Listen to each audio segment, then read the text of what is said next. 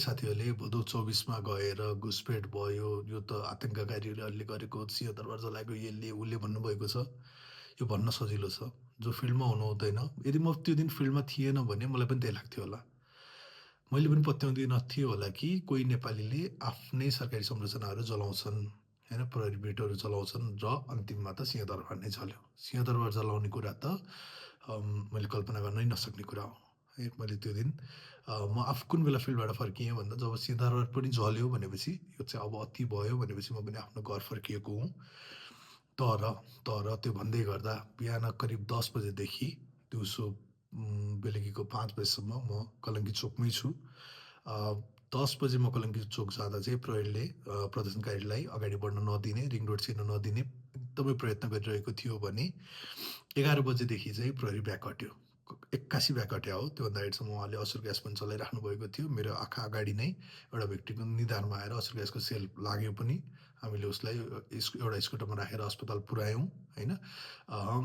करिब 11 बजीसम्म प्रहरी फिल्डमै हुनुहुन्थ्यो। 11 बजेपछि चाहिँ उहाँहरू पनि ब्याक हट्नुभयो। कारण के? माथिबाट आदेश आयो अथवा अब सम्हाल्न सक्दैनौँ भन्ने के लाग्यो त्यो भयो।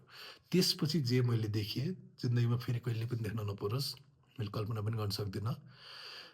त्यो दिन 10-12 वर्षको छोराछोरी लिएर प्रदर्शनमा उत्रिनेको सङ्ख्या पनि उति नै थियो। आफ्नो छोराछोरी सहित उत्रिएका आमाबुवा देखेको छु मैले र उहाँहरूमा पनि जब त्यहाँ कसैले रमेश लेखकको घर जल्यो भन्छ अथवा अर्को नेताको घर जल्यो भन्छ, उहाँहरूले त्यसलाई उत्सवको रूपमा मनाइरहनु भएको थियो। खुसी भएर होइन कि अघिल्लो दिन जुन पाप उहाँले गर्नुभएको थियो त्यो पखालिएको अथवा जेनजी युवालाई न्याय दिएको उहाँहरूलाई फिल भइरहेको थियो। उहाँले कता कता त्यसमा चाहिँ अलिकति भए पनि मनको शान्ति भेटिरहनु भएको थियो। अघिल्लो दिनको जुन रिस थियो, अघिल्लो दिनको घटनाले गर्दा जुन रिस निस्किएको थियो, त्यो प्रष्ट रोडमा छरप्रष्ट देखिएको थियो। त्यहाँ कसैलाई पनि कुनै नेताको घर जल्यो भन्दा यो हुनु हुँदैन भन्ने मास मैले चाहिँ भेटिनँ, है? थियो भने पनि उहाँहरू चुप लागेर बस्नुभएको थियो।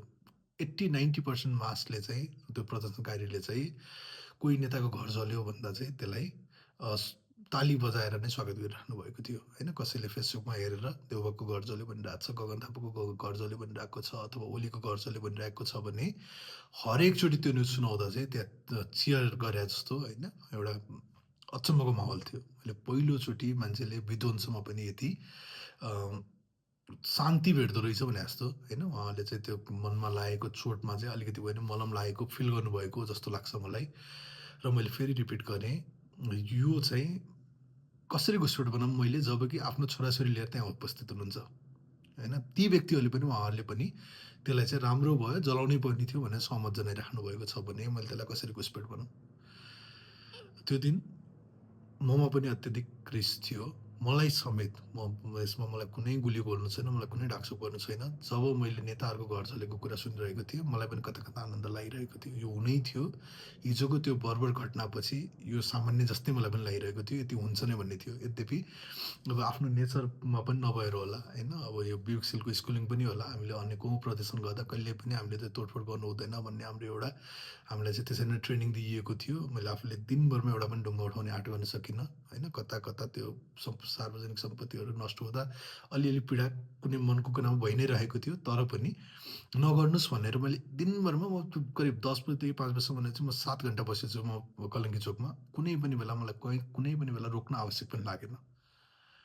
त्यति रिस थियो हामी सबैमा, है? हामी सबैमा त्यति रिस थियो। एउटा मोमेन्टमा चाहिँ जब एकजना व्यक्तिको चाहिँ प्राइभेट घरमै आगलागी गर्न ट्राई गर्नुभयो कसैले। त्यसको कारण चाहिँ त्यहाँ प्रहरी लुकेको छ भनेर हल्ला चलाइएको थियो। त्यतिखेर चाहिँ हामी 15-20 जना मान्छे मिलेर प्राइभेट सम्पत्तिमा चाहिँ आगो नलगाउँ भनेर हामीले उहाँ प्रदर्शनकारीहरूलाई रोकेका थियौँ। हामीले धन्य कुटाइ पनि खाएका थियौँ। तिमीहरू को हो? कहाँबाट आयो? तिमीहरूलाई को व्यक्तिको तिमीहरूले घर बचाउन खोजेको? यताउता उहाँले गर्नुभएको थियो। तर राम्ररी यो प्राइभेट घर हो, यो सरकारी सम्पत्ति होइन। प्रहरी लुकेको पनि कुनै त्यो हल्ला मात्र हुनसक्छ भनेर सम्झाएपछि उहाँहरू मान्नुभयो अन्तिममा, होइन? एकैछिन त्यहाँ चाहिँ तनावपूर्ण नै भएको थियो। मलाई आफूलाई पनि डर पनि लागेको थियो। यद्यपि 15-20 जना हामी मिलेर चाहिँ त्यो प्राइभेट घरमा आगो लाग्नबाट चाहिँ हामीले बचाउन हामी सफल भयौँ। तर मैले फेरि रिपिट गरेँ, कुनै पनि सरकारी भवन जल्दा, सरकारी सम्पत्ति जल्दा र नेताको घर जलेको समाचार आउँदासम्म चाहिँ कुनै पनि प्रदर्शनकारीलाई त्यहाँ यो हुनु हुँदैन भन्ने आँट पनि थिएन। उहाँहरू एक तरिकाले रमाइराख्नु भएको थियो। यो राम्रो भयो, यत्तिको सजाय उनीहरूले पाउनुपर्ने थियो, उनीहरूले पाए भन्ने भावना एकदमै व्याप्त नै थियो, है? अब कसैलाई चाहिँ यो हुनुहुन्थेन भन्ने लागिरहेको थियो भने ऊ चुपचाप थियो। मैले यो कुरा रिपिट गरेँ किनभने धेरैजनाले यो कुरा बुझ्नुपर्ने छ। फिल्डमा नभएको मान्छेलाई यो बुझ्न गाह्रो पनि छ। होइन? यत्तिको विध्वंसमा मान्छे कसरी रमाउँछ, होइन? म फिल्डमा थिएन भने मलाई पनि यो एकदमै गाह्रो नै लाग्थ्यो। तर जब ओलीको राजीनामा आयो, त्यसपछि चाहिँ म लगायत धेरै व्यक्तिहरूले अब चाहिँ पालिनले अगाडि सरेर शान्तिको उस गरून् होइन, के अरे आह्वान गरून् होइन, प्रदर्शनकारीहरूलाई रोक्न प्रयत्न गरून्। अरू कोही मान्छेले जस्तै कुलमान घिसिङ होइन, आम जनताले महावीर पुनहरू जसको कुरा सुन्छन्, उनीहरू चाहिँ बाटोमै आएर होइन, रोडमै आएर उनीहरू कुनै पनि एउटा गाडी लिएर घुमेर माइकिङ गरेर शान्तिको आह्वान गरे हुन्थ्यो भन्ने म लगायत धेरैलाई लागेको थियो होइन। त्यो जब ओलीको राजीनामा नै आइसकेपछि त एक तरिकाले सरकार ढलिसकेको थियो। त्यसपछि फर्दर त्यो डिस्ट्रक्सनको कुनै पनि औचित्य थिएन। सरकारले गोडा टेकिसकेको थियो होइन। तर पनि अब त्यो फेसबुक मार्फत त धेरैजनाले त्यो आह्वान गरिराख्नु भएको थियो। स्वयं बालेन शाहले पनि आह्वान गर्नुभएको थियो। तर त्यो मासमा चाहिँ भनौँ न मास कम्युनिकेसन हामीले गर्न सकिरहेका थिएनौँ होइन। जस्तै म त्यहाँ फेसबुक रिफ्रेस गरेर बसेको व्यक्तिले म वरिपरिको 8-10जनालाई चाहिँ ल हामीले यो भइसक्यो, सरकार ढलिसक्यो, बालेन शाह प्रधानमन्त्री बन्छन्, सबैलाई लागेको त्यही नै थियो होइन। अब चाहिँ हामीले प्रदर्शन रोक्नुपर्छ, योभन्दा बढी चाहिँ अराजक हुनु हुँदैन भन्दै मैले 8-10जना व्यक्तिलाई त भन्न सकेको थिएँ होला। तर त्यहाँ मासलाई कम्युनिकेट गर्न सक्ने कोही पनि थिएन है। म कलङ्की चोकको प्रत्यक्षदर्शी भएर यो भन्दैछु। त्यसपछि त्यो 2 बजेको त्यो घटना भयो। त्यसपछि पनि त्यो लगभग धेरै संरचनाहरू जलिसकेको थियो। त्यहाँको प्रहरी वरिपरिका प्रहरी बिटहरू सबैबाट होइन, मालपोत कार्यालयहरूबाट आगो लागेको प्रष्ट देखिन्थ्यो। त्यसपछि लगत्तै 4 बजे 5 बजे करिब 5 बजेतिर चाहिँ म यदि मेरो स्मरण शक्ति ठिक रहेछ भने करिब 5 बजेतिर चाहिँ हामीले सिंहदरबार पनि जल्यो भनेर समाचारहरू सुन्न थाल्यौँ होइन। सिंहदरबारभित्र पनि आगो लगाइँदैछ भन्ने समाचारहरू सुन्न थाल्यौँ। त्यसपछि आएर चाहिँ मलाई अब चाहिँ बढी भयो होइन। अब योले अब किनभने ओलीको राजीनामा पनि आइसकेको थियो होइन, सरकारले घोडा टेकिसकेको थियो। अब भाद्र 24 भनेको त बेसिकल्ली 23को रिस होइन, 24मा पुगिएको हो। र त्यो दिन धेरै हामीले अचिभ गर्न सक्ने भनेको त के थियो भन्दा सरकारलाई घोडा टेकाउने, त्यसपछि एउटा होइन नागरिक सरकार गठन गरेर जेनजीको मागहरू पुरा गर्ने नै थियो। त्योभन्दा बढी त अन द स्पट त केही पनि हुन्थेन भनेपछि। अनि अब चाहिँ रोकिनुपर्छ भन्दै गर्दा अनि 5 बजेतिर जब सिंहदरबार पनि जलेको भनेर मैले सुन्न थालेँ। अनि अर्को मलाई छोएको चाहिँ अन्तर्राष्ट्रिय विमानस्थलतर्फ पनि प्रदर्शनकारीहरू जाँदैछन्। अनि त्यसको छेउमा चाहिँ आयल निगम होइन, त्यसले त एकदमै ठुलो क्षति गर्न सक्छ भन्ने। अनि जब चाहिँ सोसियल मिडियाहरूमा लेख्न थालियो र अनि मेरो रिस चाहिँ अलिकति ओलीले घोडा टेकिसकेपछि शान्त पनि क्रमशः हुँदै आएको थियो। त्यसपछि चाहिँ मलाई फिल्डमा बस्न मन लागेन। म जस्तै एकजना व्यक्ति चाहिँ फिल्डबाट निस्किँदै गएर भिड कम हुँदै गयो भने आफै शान्त होला भन्ने सोचेर म चाहिँ आफ्नो रुममा गएँ, हिँड्दै गएँ।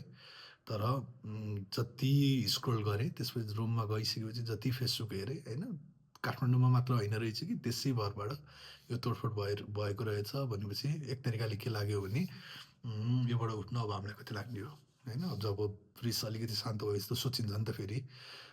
तर पनि एउटा रिग्रेट चाहिँ के थिएन भने मैले सधैँ भन्ने गरेको छु, मलाई आज पनि यो कुरा भन्न कुनै पनि उस छैन। त्यो दिन भदौ 23को दिन ती 19जनाको हत्या नभएर संसद भवनमा आगो लाग्थ्यो भने मैले चाहिँ अहिले पनि त्यही नै रोज्थेँ होला। मलाई कसैले चोइस दिन्छ होइन, 23 गते संसद भवन बचाउनु इम्पोर्टेन्ट थियो कि गोली चलाउन आवश्यक थियो भन्छ भने मलाई त संसद भवन जलेर केही हुँदैन, एउटा भवन बनाउन सकिन्छ। तर नियत युवामाथि चाहिँ त्यसरी गोली चलाइनु हुँदैन भन्ने नै मेरो मत अहिले पनि छ। यद्यपि सधैँभरि यसरी आगो लगाएर पनि हुँदैन होइन। हाम्रो प्रहरीहरूलाई पर्याप्त ट्रेनिङ दिएर प्रदर्शनहरूलाई कसरी त्यो होइन रियोट कन्ट्रोल कसरी गर्ने, बेसिकल्ली त्यसको लागि छुट्टै स्क्वाड बनाउनुपर्छ भने बनाऊँ होइन। यसरी सधैँ प्रदर्शनहरू त सधैँ गर्न पाउनुपर्छ होइन। र एउटा डेमोक्रेटिक मुलुकमा प्रदर्शन गर्ने अधिकार हुन्छ। तर प्रदर्शनकारीले पनि कसरी शान्तिपूर्ण गर्ने र प्रहरीले सरकारले पनि त्यसलाई कसरी शान्तिपूर्ण रहन मद्दत गर्ने है। हेर्नु है, यो अभिभावकको जिम्मा हो। अभिभावक भनेको हो त भन्दा सरकार हो। कुनै पनि प्रदर्शनलाई हिंसक बन्न नदिनु, त्यसलाई शान्तिपूर्ण ढङ्गले हुन दिनु र त्यो माहौल बिग्रिँदै गएको अवस्थामा एकदम सफ्ट फोर्स युज गरेर सकेसम्म सफ्ट फोर्स युज गरेर त्यसलाई म्यानेज गर्नु यो नितान्त सरकारको कर्तव्य हो। यो भिड उत्तेजक भयो भन्दैमा सुरुमै गोली चलाउन पाइँदैन है। यो कुरामा अबदेखि हामी प्रष्ट हुनुपर्छ। र यति गर्न सकियो भने हाम्रा सरकारी भवनहरू पनि फेरि चल्दैनन्। भिडलाई